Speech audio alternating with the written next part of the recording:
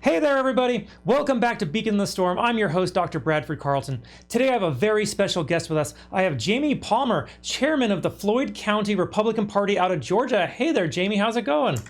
Hey, Reverend, I'm doing good. How are you? It is a beautiful sunny day in Las Vegas. How about yourself? Oh, it's great. It was a little rainy down here in Georgia, but it's kind of great to connect with friends across the country. Absolutely. This is one of the best jobs I've ever had, is being able to talk to guys just like you, helping spread the word of Jesus. So, Absolutely. Amen. Jamie, I like getting right into it. I don't do any fluff. So let's just kind of get straight to it. Please tell us a little bit about yourself and kind of how you ended up where you're at today. Okay, we'll start here. I'm the son of a minister. My dad was a United Methodist minister, and he oversaw about 100 churches in the United Methodist Church in Northwest Georgia. So what the congressional district of Northwest Georgia is, the majority of that was kind of his church area. And I grew up in Rome and Floyd County, and I've been involved with the local Republican Party here since I was about 16 years old. Interesting story. I was in charge of a See You at the Poll FCA event to kind of do a prayer before school. And I just was like, you know what? I'm just going to reach out to my elected officials and see if they'll come join us. Reached out to them, and now Congressman Loudermilk and House Representative Katie Dempsey at the State House. Both were our House reps at the time. They kind of came out and got to know them very well. And I was like, hey, my beliefs in Christianity and just life principles align with the Republican Party. And so I got involved. And the first thing I did was start putting out their signs the next campaign cycle. And fast forward 16 years, I'm now chair of that same party that I joined when I was 16 years old. Wonderful. And was there much politics in getting that position, or did you just natural shoe in? So there was a little bit, but I mean it was kind of I will say this, right? I can say this on the show. Mm-hmm. It was by the grace of God, honestly, because the way that it happened was I was the what we call the young Republican chair. Mm-hmm. And then I got moved up to the corresponding secretary the following convention cycle. And then we had a chairman who resigned to run for office. Then we had another chairman come in, and he resigned to grow his business. And I got a phone call one day. It was a Monday morning. And that chairman called, and he said, Jamie, I just want to let you know that we were very impressed with the workshop that you put on for us to talk about the party. And I have an opportunity to grow my business. So I've already talked to everyone. We're going to have a meeting on Thursday to vote you in as chair, and I'm going to resign. That's how you found out, huh? That's how I found out. And so then that was how I started the first part of my term. And then we had a convention cycle, and then the county convention reelected me as chairman. And so now I'm serving my actual first full term as chairman. That's fantastic. All right. I love hearing stories like that. It's God works in mysterious ways, and sometimes Absolutely. He works behind our back for our benefit, right? Absolutely. Oh, now, okay, so Jamie, before we got started, I told you about my audience. I told you it's mostly men, and I told you about my mission here is to kind of, I want to save lives the best I can. The best way I know how to do that is by introducing people to Jesus so He can help save their souls. And so I like begin the conversation with the simple question of, what does it mean to be a man? You know, we're supposed to be the providers, the protectors, the breadwinners. For me, what it means to be a man is making sure that you are all those things and cumbersome, but also you have to be loving and caring and nurturing as well as disciplining. Mm-hmm. You are the foundation of the household as well as the foundation of what it means in stability in the country. I feel like that's where the country has started to go sideways. Is we need to get back to that nuclear core family belief in that the mother is the nurturing one. She's the one who protects the household, while the father protects the family and provides for the family. Okay. All right. I love that answer, and it's a very biblical answer. It's so simple. So many people are trying to make this a confusing issue, but it's so simple. It's the nuclear family. It's how civilization began. Absolutely. Now, you said you were the son of a pastor, right? I am. Okay. Why is faith so important? I'm sorry. Why is faith so important? Faith is important to me because, and the way I've always looked at it as myself growing up is when God is the center of your life and an issue occurs, that is what your core foundation belief is going to be, and that's what's going to help guide your decision making. Whenever you have an issue or that arise, whether you have, life is all about choices, and it's easier to lean on God and faith and in prayer to make the right choice than it is to see the other side of things. And usually, making those poor choices or continue to make poor choices, you can always go back to a lack of belief in faith, in my opinion. Absolutely. All right. So how can we help men? Like I want to get them to know Jesus better. So how can we do that? So, I've been kind of pondering on this a little bit because I see the same things that, you actually started your podcast on.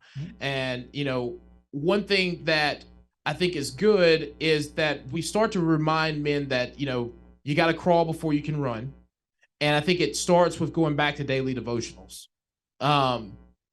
When we get back to making sure that the head of the household is the one who is making sure that everyone reads scripture and that they read scripture every day themselves, that's when we start to change families, communities, states, counties, countries, all the way around. For me, I make sure that I read a little passage, and I do it online from the Upper Room. And there are other daily devotionals out there. That's just the one that I choose. And I start my morning every day with reading that passage and prayer. It gives you a little bit of scripture, it gives you a testimony, and it gives you a prayer at the end of the day.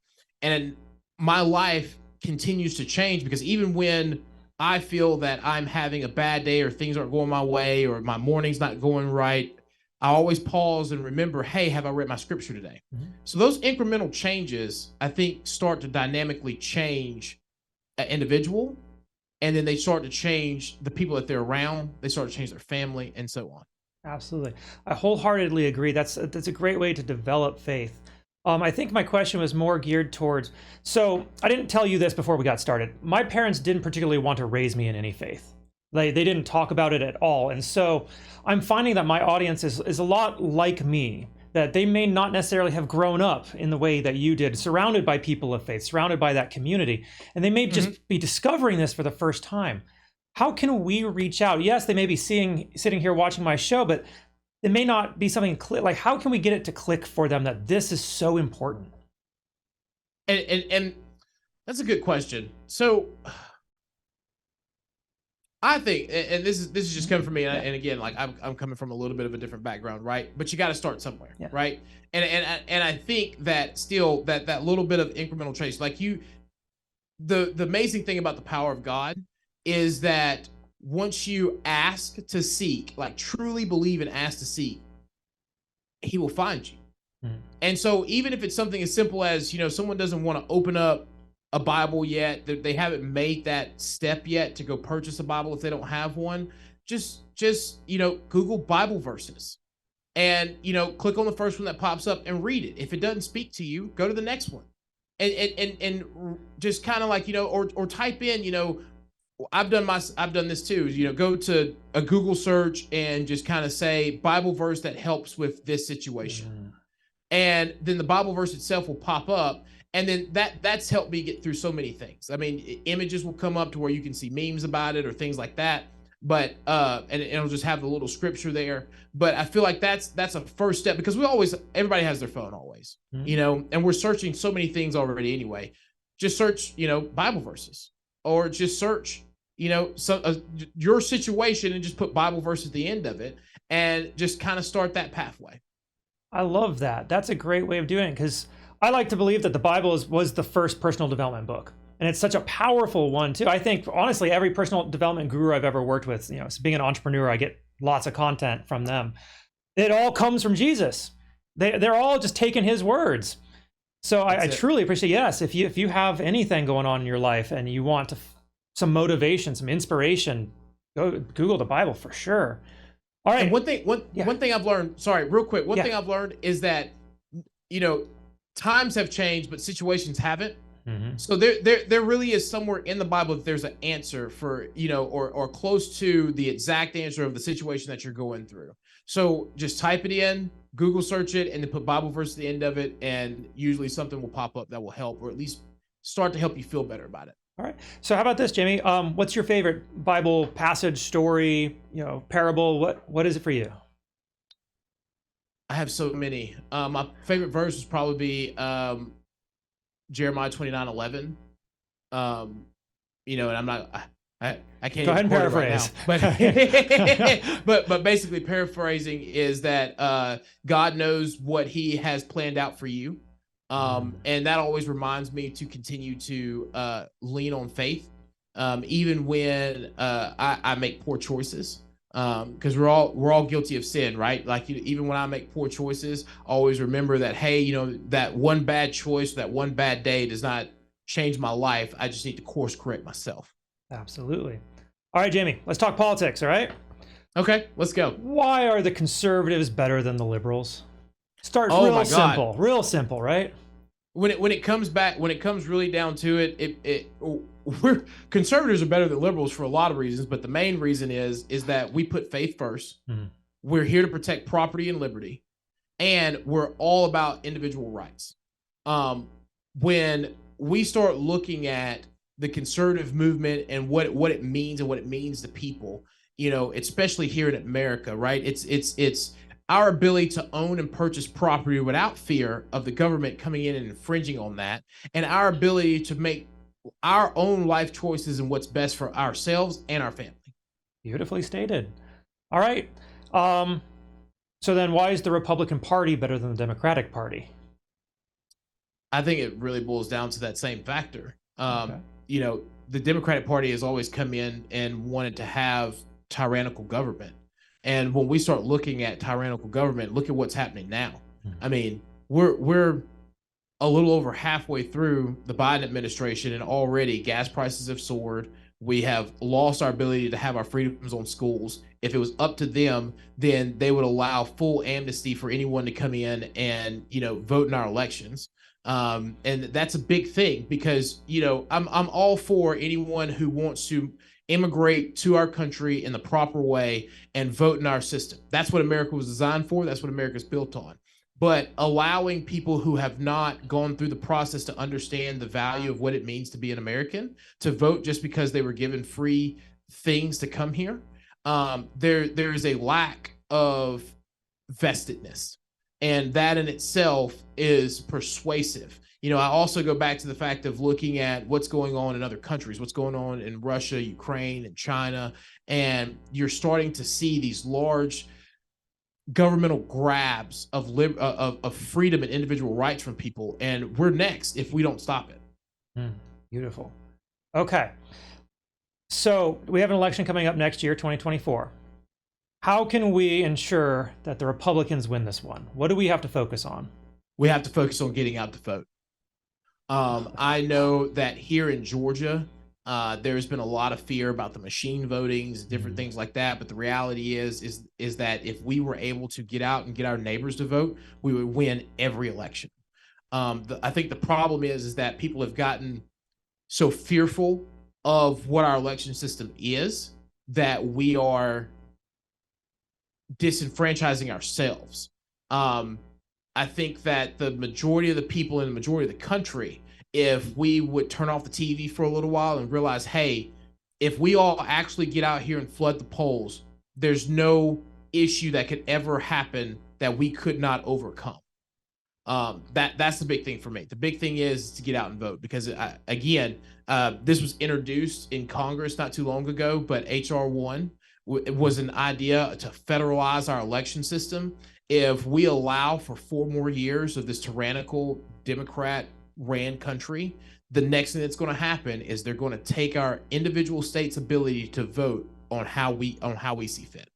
Yeah, and that would not be good. The system was not designed for that.